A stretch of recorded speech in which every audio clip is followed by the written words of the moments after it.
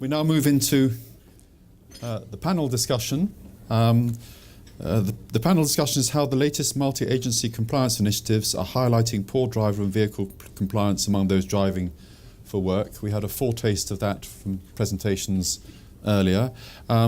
Three panel members, Alison Hernandez, who's Devon and Cornwall Police and Crime Commissioner, also for the Isles of Scilly. Paul Keasey, who is Detective Chief and Superintendent with Gloucestershire Police, and also Chair of the National Roads Policing Intelligence Forum. And replacing Gareth Llewellyn, who was unable to come here, is Becky Thomas, who's Director of Policy at DVSA. I'm going to invite all of them to say a few brief words, and then we'll be open to discussion with questions from the floor. Thank you. Alison. Good afternoon, everybody. I don't know if this is, that's on. Just wanted to say, who knows the name of their Police and Crime Commissioner in the area where they work? Oh, this is good news. And who has actually directly worked with a Police and Crime Commissioner's office before in the work that they do? Fantastic. It doesn't happen very often when I do that with an audience. One of the key roles of myself in the lead for road safety on behalf of Police and Crime Commissioners is to raise the profile of the role of Police and Crime Commissioners and what they can do to help you in your work and how they can support you. They don't just deal with policing, it is a much broader role. We can actually do anything we want if we're interested in it, and we basically spend most of our time convening partners, because we cover a larger geography than a local authority, spend most of our time convening partners to actually make a difference to our communities. And road safety is a very high priority for at least half of all Police and Crime Commissioners in the country. They've got it in their police and crime plans, and those that haven't even got it as a priority are still interested in it. So if you want to knock on their door for some help, support or lobbying, feel free to do so. One of the key things around also being the lead for road safety is actually, and this is the thing I'm really excited about with government taking it seriously, is I represent a force which is largely rural. And the issue for us is that 61% of people who die on our roads are on rural roads. We have this 2% issue that Highways England manage, and 61% of people are dying on rural roads, and there's not a lot of effort going into what we can do better in the rural side. And if I don't mention horse riders or cyclists, I get berated every time I'm in public. So this isn't just about vehicles. But driving for better business is definitely one of the things that we're really keen to try and encourage local businesses to do. And as I think Sean gave with fire service, you really do need to lead by example. So today I'm signing the Devon and Cornwall Police up to driving for better business and my office, and we will be working to try and drive this whole way thing through the country to see what we can do to help keep it safer on our roads. So we're here to help, and that's what I want to say really. Good afternoon, Paul Keasey. I'm going to take Alison's lead. Who's had an interaction with the police? Don't answer, because I don't want the answer, genuinely. But why am I here? I'll tell you why I'm here. Primarily down to 3, maybe 4 individuals. Stuart Lover, Kathy, and also Anne-Marie. Because this all started with me about 3.5 years ago. And we had a conversation and we just felt it was so wrong that people were dying on our roads. Your partner, your wife, husband, your children, friends, family, 5 people today will die on our road network. Regardless whether it's strategic roads or whether it's rural. In 2019, that is not right. And we shouldn't celebrate that we are doing really well across Europe. We should be celebrating when we've got 0 in relation to it.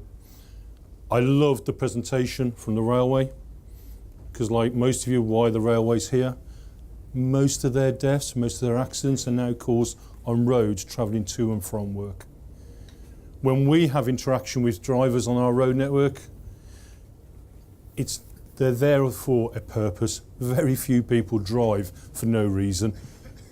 So they're either going to or from work for a work journey, or they're going to see friends or colleagues. And what I'm here about today is to drive that behaviour change. Whether you're in industry, I love Sean's presentation. I think the cultural change within the fire service, within Kent, is amazing. What James talked about from Amy, yes, there is financial cost benefit, that doesn't drive culture change. That is almost the we will make you do it mentality. What is the mentality is when they leave their place of work and they transfer what their experience has been to their home driving as well, that's when we know we're starting to crack it. Driving for better business is a really simple concept. Think about it. Most of you will have fleets of vehicles. Most of you will buy them brand new. All you've got to do is maintain that vehicle.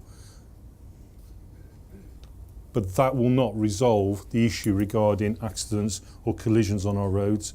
It's about our people, it's about the behaviours they do, it's about that culture we are going to create, and it's about driving it all the way through everything they do. I love the point that was made, James, regarding telematics. I often use a catchphrase in the police, it's catching you doing the right thing. Actually, praise the ones who went round, who can be seen on CCTV, checking the lights, checking the brakes, checking the warning signals, that they know when they go on that road that they're in the safest place for not only themselves, but for the other road users. That's why I'm here today, to support Driving for Better Business. Thank you. Thank you. Good afternoon, everybody. I'm Becky Thomas from DVSA, and I think one of the things that's really struck me about what we've heard this afternoon is how for DVSA, we're all about the standard, and in a way the standard is sort of the lowest level expectation that we should have, that people should comply with what's required of them. And much of our work is focused on those who fall below that line. But if we can provide, through our partnerships with Driving for Better Business, with Highways England, with police forces and other enforcement agencies in the country, we can educate people about what good, not just good, but what the best can look like. And I think if we can make that argument and draw up as many people as we can into that much higher standard, then that makes us in a position where we can take our precious resource that then focuses on those really non-compliant ones and really drive those up into the better or out of the industry. And we are known for being an organisation that enforces and goes out on the roadside and so on, and we amass, again, I think like somebody else was saying earlier on, but we amass a lot of data, and we're really getting into the position now where we're starting to understand what that data is telling us. But actually working through partnership with others and understanding and painting that picture of what good and the best looks like, I think is really important. So we're really pleased to be on board with this initiative today. Thank you very much. Okay, thank you very much. We go open to questions now. Chair's privilege is always to ask the first question, and quoting back what I think you said, it's a really simple concept, didn't you, Paul? So if it's a really simple concept, yeah. we know from the pilots that there's a really very high level of non-compliance. An awful lot of people blow your line, Becky. How can we move away from the situation where so many drivers and their employers are just unaware of their responsibilities, or maybe even be aware of them but ignore them? How can we work together better to deter and detect this sort of behaviour? Okay, so there's a couple of elements to that. First off, it is no one organisation's responsibility. Too often it's seen, predominantly from the police, that we are there to enforce the law, and of course we are. But we don't want to do that. We don't want to be there dealing with that tragedy because somebody else didn't comply with our legislation or kept the maintenance. That's why I always emphasise this is a collaborative approach. This is about us all working together, right from the owners of the business, to the driver, to DVSA, to the police, to Highways England, to using contractors, to make sure we drive the right standards through. There has to be something that holds them to account. So I think there's an example. Okay, so this was part of our multi-agency event. If I remember right, Stuart, this happened in Humberside. That vehicle is really unsafe. And if you ever come across an accident where it's involving a vehicle that has an unsafe load, it creates mayhem. because it's so unstable. But it's okay, because look at that vehicle now. What was interesting was, that's how we saw it. By the time that person went back to their depot, that's what it was like. And they went to their fleet manager, can you please contact the police? Because they've got it horribly wrong. They've given me a £100 fine and points on my licence, because that's what my vehicle looks like. So what they deliberately did was secure the load after our intervention to go to their manager, because they knew they would probably get a far greater telling off from their manager. Isn't that integrity? Isn't that something about some honesty? But isn't that also saying they knew what to do in the first place? They knew how to do it, and they didn't. That's why the multi-agency, we start driving that behaviour right from the start. I do think we need to contact employers far more, and I think the point was made by, I think it was Jim right at the beginning. We always seem to pick on the driver or identify the driver, because that's the evidence we've got straight in front of us. What we need to go back is start recognising that firms have a greater responsibility, both their workforce, to the people on the roads, and to create a much more safer environment. Okay. Alison? Well, I can give you an example of my own office. So we are in a largely rural force, so we've got about 13,000 miles of road in the force area that we serve, and we go to a lot of places to meet communities across the force area, and driving is generally the only option. And we've had staff do very long days and fall asleep at the wheel. Luckily, no accident. We've had staff who don't even think about doing a 15-hour day with a 3-hour drive either end of it.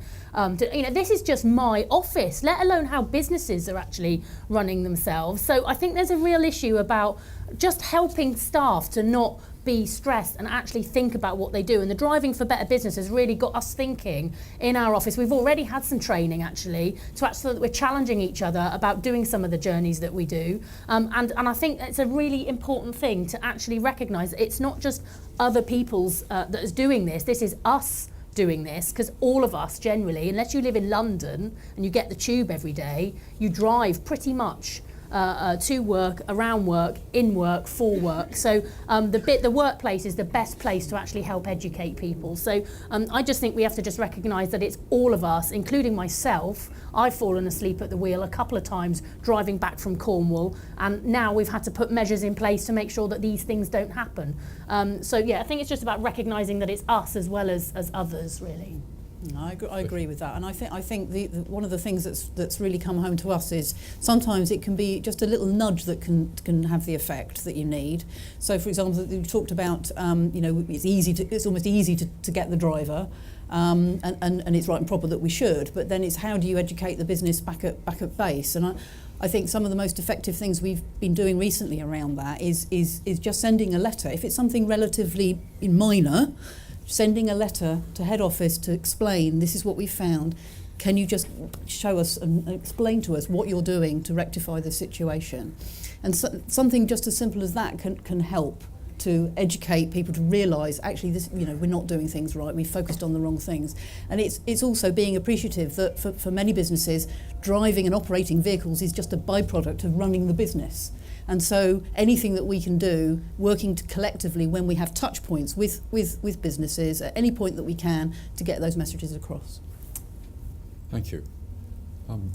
Invite questions from the floor. If you could state your name, even if you've spoken before, please state your name and please put your question in. One here. Is there a microphone? Yes. Oh. Microphone. When the question gets too hard, we'll give it a go. Yeah, I was going to say, anticipating my.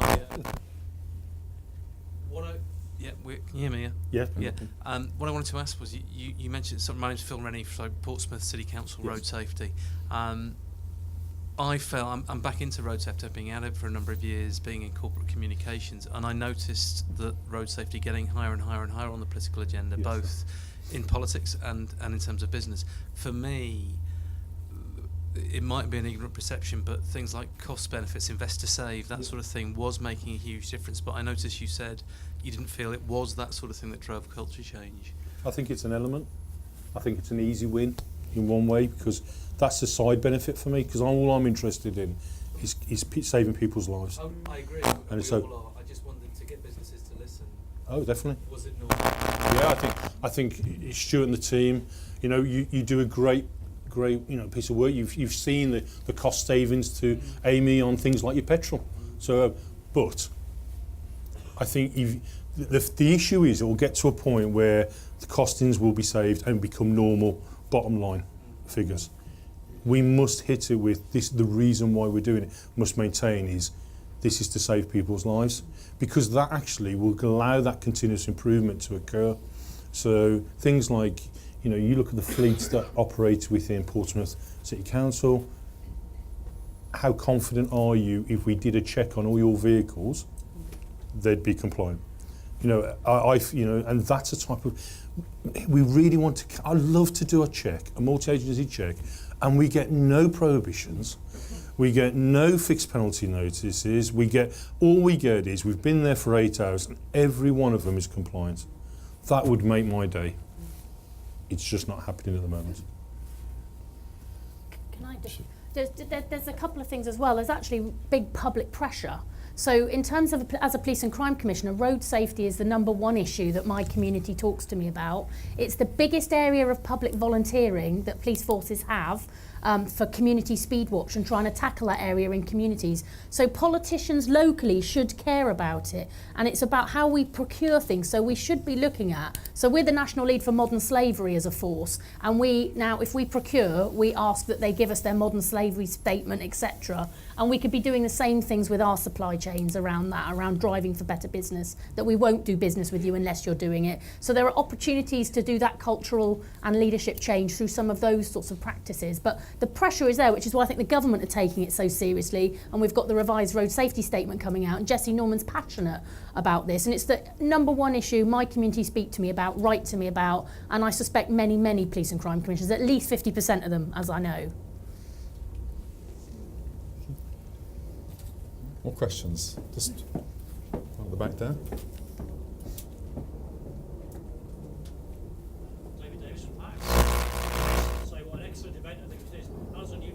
Stolen my question, which is, as Pauline Reeve said, the government is going to be publishing a refreshed road safety statement, we understand, in the spring, whenever civil service spring is. What would you like the government to say in that, question perhaps for all the speakers, in regard to supporting driving for better business and the whole work-related road safety field? There's a few things. The first thing, I'm actually trying to position police and crime commissioners to be responsible for road safety strategies across a large geography, so it doesn't go straight to local authorities. I'm saying, look, police and crime commissioners have a role in road safety, and I think we can convene the right people and we can work smarter if we do it in that way. So I've been trying to position, whether I win or not is another matter, but position PCCs as a key lead for the strategy for reducing road casualties, because it's just absolutely, you know, abysmal state of affairs, even though we've reduced it dramatically over the last 20 years. So that's one thing. The second thing is I'm actually really delighted with the 4 priorities that they've come out with. Without a doubt, these are the areas we need to be focusing on. So it's not like I'd add a priority, although horse riding, I'm sure they come under vulnerable road users, so they're already stated in there. But I think they've really focused on the right areas, and I think that's going to help us moving forward with funding and actually driving this change. So I'm really pleased they're coming out with that, really pleased that the government are taking an interest in something. It makes a change from Brexit, and I think, you know, to do things that our communities really care about besides Brexit is really, really good, and I can't wait to see what comes out from that. But I'm really positioning PCCs as a pivotal way of convening partners and helping make this happen better. And I agree, and I think the four priority areas are the right ones. That the vulnerable road users, you know, it is a number of different groups that's talking about, and I think that's a really important message to get home publicly and to those who drive for work or operate vehicles for work, to understand some of the really simple techniques and ways of just getting in and out of the car and checking things, or where you position yourself in terms of being in the road, that type of thing. Some really simple messages there that I think we can get through with that road safety action plan. So we are looking forward to that coming out and being able to play a role in that and help to get some of those messages across. Thank you. Another question. Good afternoon, Steve Holton, Hertfordshire Fire and Rescue Service. I suppose looking to the future and with the current sort of drive around technology and autonomous vehicles, do we see that the driving for better business is time limited with regards vehicles being able to control speed, direction, braking, etc., and that will be taken away from the driver? Sure. Okay. No, it's not good. I think the opposite. I think absolutely the opposite. I think technology will enable us to be more safer on the roads, but we will always have the human intervention. So the reality is, it's now how do we start positioning ourselves to increase the knowledge of drivers, road users, in regards to how technology will operate. So what's the difference between a fully autonomous and semi-autonomous vehicle? How are you going to ensure that you're fully in control of it? But also for road users, how can we make awareness of vehicles so the vulnerable road users are much more applicable? I think there's just a moment in time that everything's coming together for once at the right time. Technology is now affordable. I think society is accepting of it in a far greater means. So, for example, if I said to you, how many of you had internet banking 10 years ago? How many 7 years ago? Now you're starting to think. 5 years ago, probably all of you, or a great deal. And yet we accept the risk regarding our money, regarding the digital world. I think exactly the same with vehicles. I think it's how we harness it for good, rather than allowing it to become almost that evil element that can be hacked and overridden. We've got to start utilising it for the benefit of road safety, and I think that's really important.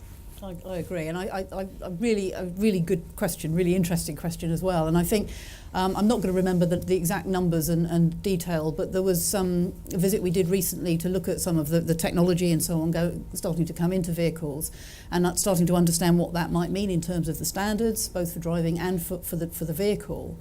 And one of the interesting things that we discovered was that if you're sat in a vehicle and you're not driving it, it's driving itself, and then you need to intervene, the amount of time that's needed for you to become properly aware to actually take control is longer than you've got for something to then go wrong.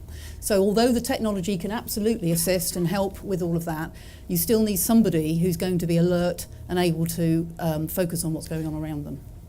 There's some studies coming out of America where, because people don't understand the technology in cars, we need to start re-educating people about how they drive their vehicles. So very similar to what Sean was saying about how people are re-educating themselves because of this telematics. This is fun. A car nowadays is 100 computers on wheels that happens to convey people or loads or products. It's how we use it. And the one thing I will say is there's a piece of work being undertaken by Richard Leonard from Highways England and the police in relation to how we can harness technology for the good. And that will be coming out soon, which hopefully will complement these fantastic initiatives such as Driving for Better Business. What a good point to end on. Nothing Yes. to add. Yeah. Great, thanks. Thanks very much. Sorry we've got no more time for questions. Thanks very much for the panel, for interesting discussion. Yes, thank you.